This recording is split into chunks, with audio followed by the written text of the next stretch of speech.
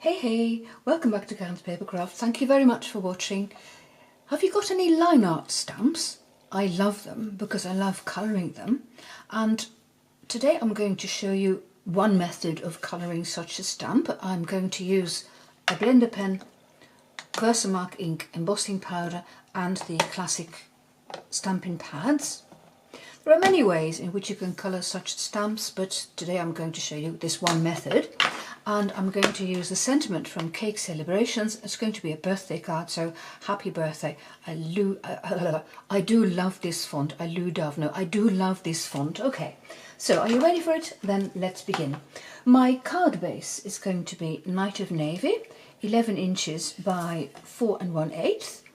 I have 4 1/8 because my A4 paper is just half of that, and if I cut it to 4 1/4, then I'll have a strip of paper left which I can't use anymore. I cut it down to 11 inches, 28 centimeters. I'm going to score this at the halfway point, so that is 5.5 inches, 14 centimeters, and 4.18, 4 1/8 of an inch is 10.5 centimeters. Okay, I'm going to use two mats, and one I'm going to stamp on for the outside, and the other one I'm going to use on the inside of my card, because this is really dark and you can't see. So here I've got a mat to go inside, and here I've got a mat to go on top. And these mats are basic white cardstock, and these are 5 3/8 by 4 inches, or if you like 13.7 by 10.2 centimeters. So first I'm going to stamp this, and I'm going to use this image today with the daisy. I love that one. Well, I love the tulips as well. I need a big block for that,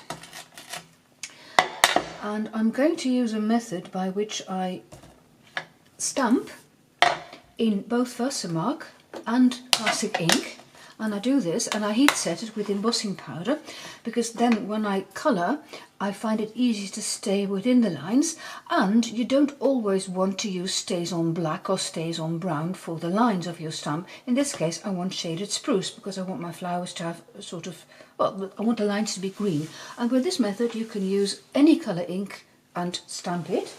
I'm going to keep my embossing powder at the ready, that I can sprinkle it on in a minute. Let me get my spoon out first. So, out, I said. I'm putting it over here.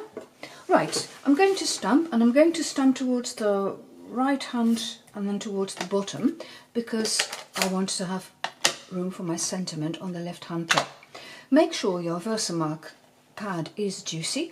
Use the Versamark first and then the ink second. Quite often I just use only the ink and then put embossed powder on top, but this is a big stamp and it might be dry too quickly, so using Versamark and the ink, then it'll stay just long enough wet to be able to use the embossed powder. Use your Versamark first and then the coloured ink. If you do the other way around, you will mess up your Versamark pad. This pad is, I don't know, about 15 years old. Today I have my 10-year anniversary with Stampin' Up, and I had this pad way before I became a demonstrator. So yay, there's a jubilee for me, and yay, this stamp pad is still going good, but I never use ink on it, because then you might, if you start colouring this pad, you might see it when you stamp a clear image. So I'm making sure that this is inked well, and I've re-inked my pad to make sure it's nice and juicy, and I'm going to use my classic pad. Make sure, and the Versamark doesn't do any harm for your classic pad, not that I've ever noticed. So towards the bottom and then towards the right. Okay, stamp. Let me close this one. Then I'm going to put the embossed powder on top while my stamp is still wet. The stamped image, I should say. If you're quick about it, it will work. And if you're really quick, it would also work without the Versamark, but I'm playing safe now. So you tap off the excess, and I'm checking in the light if there's no bits where I don't want them. And then I'm going to heat set this. First I'm going to clean off my stamp. I'll heat set this with my embossing tool, and when I've done that I'll be back with you.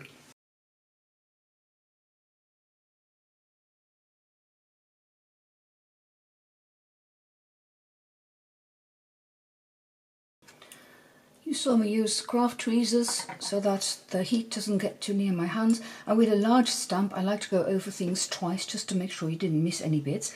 You can check against a strong light. If everything is shiny, then it's okay. Now then, I'm going to colour, and I'm going to use a classic stamping pad and a blender pen. I'm going to do the leaves first, and there are people who push on the stamp pad and then they get ink in the lid, but I think that creates a messy lid.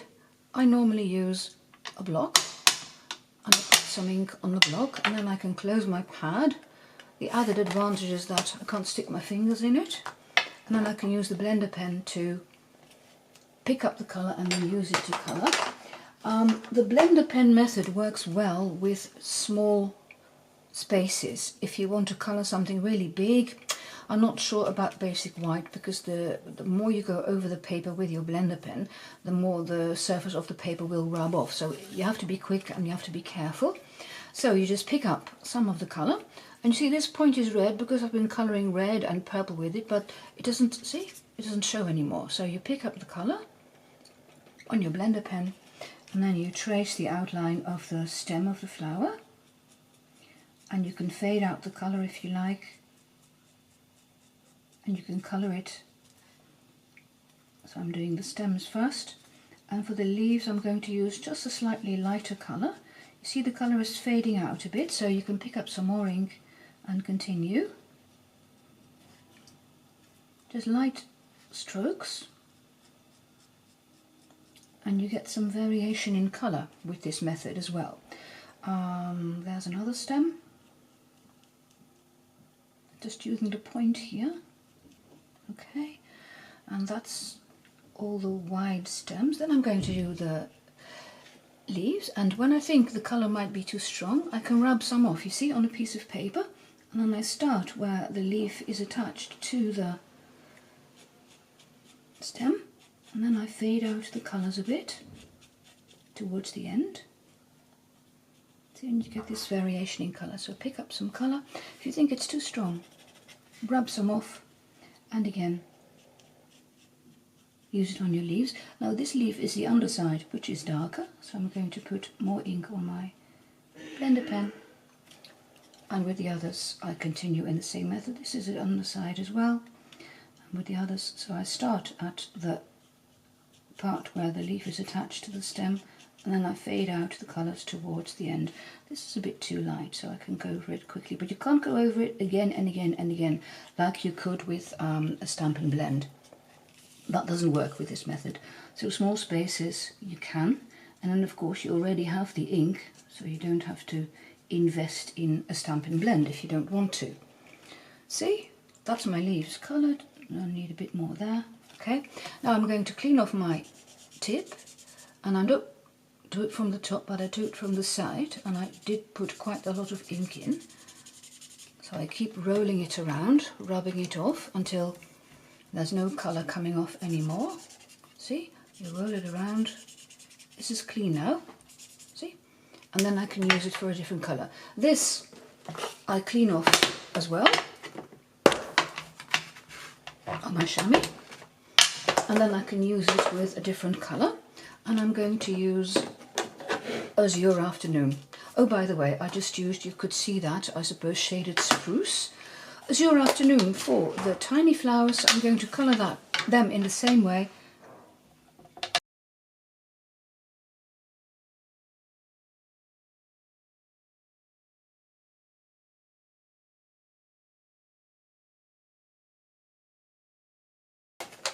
And then for the central part of the flower, I'm using two inks. I'm going to use both Daffodil Delight and Crushed Curry. So you can put even two colours on your block as long as you remember which is which. Normally you can see. And I'm going to put two colour shading in. I'll start with the darkest one, which is Crushed Curry. And then I just follow where these little bits of, well, stipples are. the artist usually indicates where you could put your shading in the most darkest colour. And then I'm using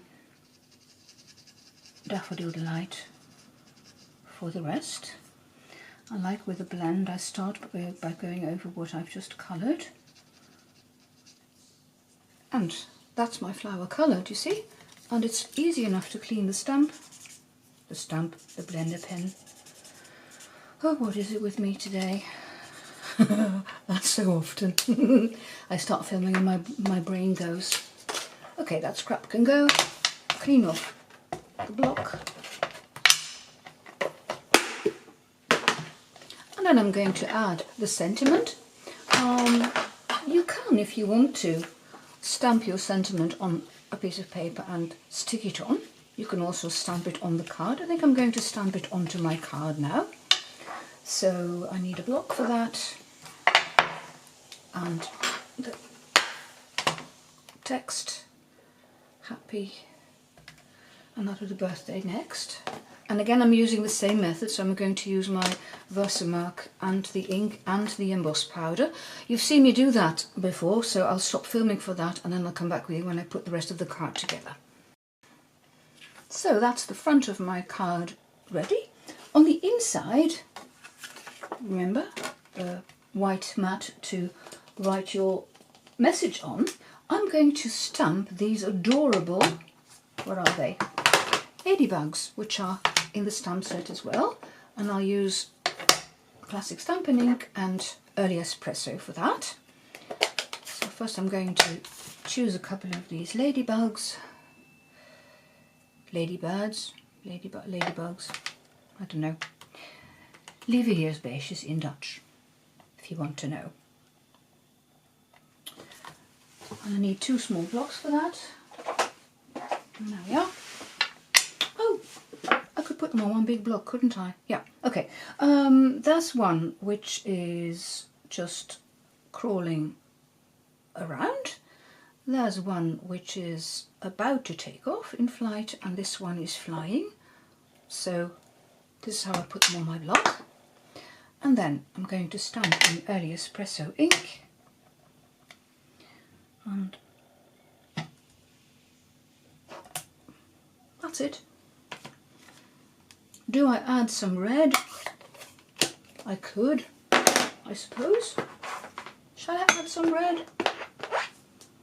If you have a really tiny surface like this and you don't have to go over it too often, you could use some red and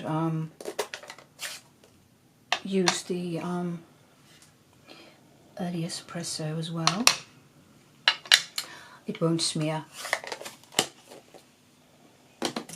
if you're very careful with your ink. So I'm putting a lot of ink on my blender pen and then I colour in the ladybirds.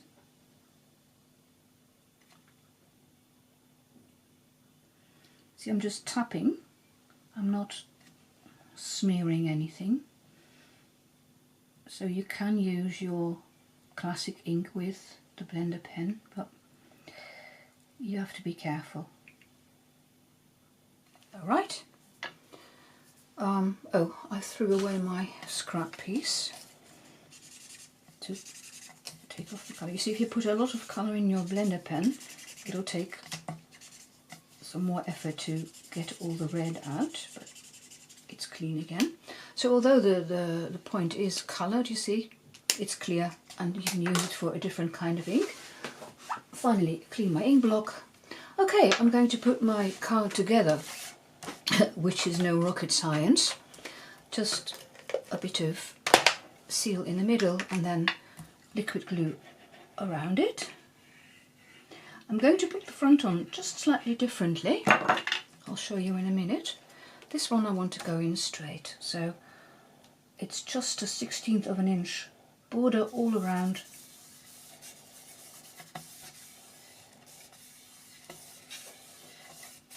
And it's attached. Now this one you could put on straight as well, and because of the heat embossing this is a bit wobbly, but it doesn't really matter. But I want to put it on at an angle. I think it looks more interesting So I'll fold open my card. Again, put some seal in the middle so that when I stick down my card it sticks immediately in the middle, and then the rest of the glue can adhere at leisure. I'm not putting too much near the edges because I'm going to put it on at an angle and you might get ink from peeking out. So I'm putting my card straight, excuse me, and then I'm putting this one on at an angle, and there you go, and make sure it adheres well. Sometimes it helps if you put a big block on top, like this. Meanwhile, I can take away my flower and put it back in the case. See if it's adhered well. You can find all the details for this card on my blog, and the link is in the description box below. I hope you have enjoyed this video. If you have any questions or tips yourself, please leave a comment. I'd love to hear from you. Well, thank you very much for watching, and see you next time. Bye bye.